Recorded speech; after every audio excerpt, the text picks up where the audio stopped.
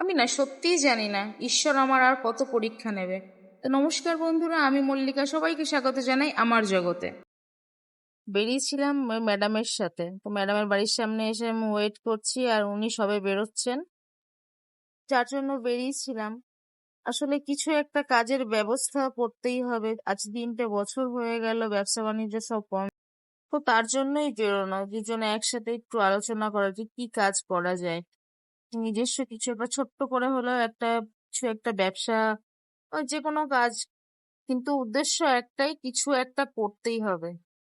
এই সমস্ত আলোচনার মাঝে আমাদের নিজেদেরও আনন্দ মজা, ফাঁকা নিরিবিলি জায়গায় গিয়ে বসে একটু মনের কথা আলোচনা করা, এই সমস্তের মধ্যে দিয়ে দিনটা পার হয়ে গেল। এবার আমি বাড়ি থেকে চলে আসছি, ওকে এইখানে নামিয়ে দিয়ে ও নিজের মতন করে টোটো করে চলে যাবে আর আমি বাড়ি থেকে চলে আসবো। আর আসার সময় ছেলের জন্য একটু ভাজা ছানা, মানে অনেকদিন ধরে বলছিল, তো আমি আর গ্রাহ্য করিনি, ওটা নিয়ে বাড়ি তারপরে আমার এই যে নিজের কাজ আছে।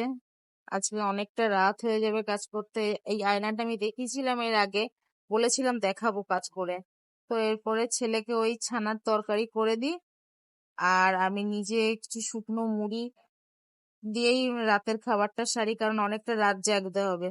আর এদিকে ছেলে আমার পড়তে বসে ঘুমিয়ে গেছে, আমি এদিকে কাজ ছেড়ে এসে এসে দেখছি যে ঘুমিয়ে গেছে ও। এদিকে বই ছড়ানো, অনেকটা রাতও হয়ে গেছে। আর ওকে তুলে দিয়ে আমি বিছানাটা তারপরে ঝেড়ে পুছে সব বালিশ গুলো সব ঠিক জায়গা মতন করে, আর ও ততক্ষণে আবার বাথরুমে গিয়ে হাত মুখ ধুয়ে এসে বললাম জামাটা চেঞ্জ করে নাও। তো জামাটা চেঞ্জ করে এবার শুয়ে পড়লো। আমি এইদিকে মানে ওকে আবারও ঘুম পাড়িয়ে দিলাম, ফ্যান চালিয়ে দিলাম। তো এবার ঘুমাক, আমি রান্নাঘরের দিকে চলে যাব। তো রান্নাঘরে এই যে কিছু বাসনও আছে, এগুলো পরিষ্কার করে নেবো, রান্নাঘরটাও পরিষ্কার করে নিলাম। তো এরপরে রান্নাঘরের ডিউটি আমার শেষ।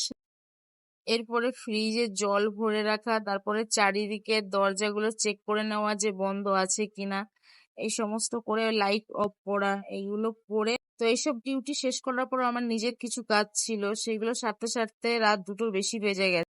ওদের কাছে একবার না গিয়ে আর পারলাম না। তো আজ এই পর্যন্ত, দেখা হবে ছোট্ট একটি ভিডিওর সাথে। ততক্ষণে যেন ভালো থাকবেন, পাশের মানুষটিকে ভালো রাখবেন। নমস্কার।